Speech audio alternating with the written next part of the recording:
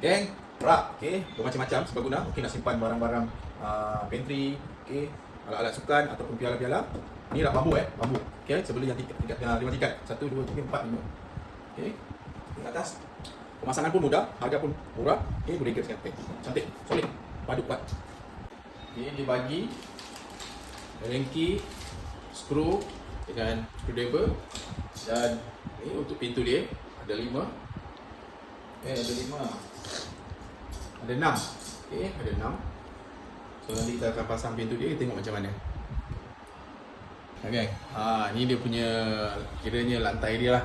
Dekat kat dalam tu. Tengok ni bambu dia. Oh, memang cantik kan? Memang cantik.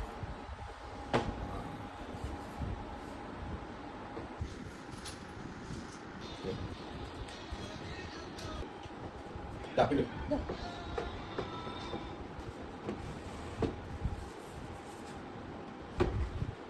Dah. Okay, dah. Dah, sekali. Stop.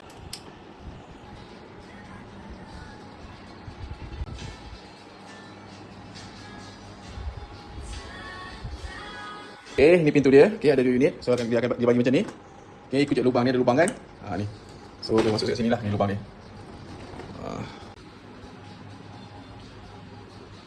Okay, dah siap. So, kita akan buka dia punya plastik ni. Okay, depan belakang plastik dia.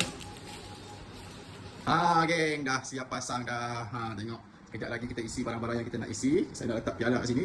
Okay, geng, siapa nak grab kat sekarang, harga murah, geng. Cantik. Sesuai untuk letak dekat ruang tamu sebagai perhiasan untuk barang-barang perhiasan anda.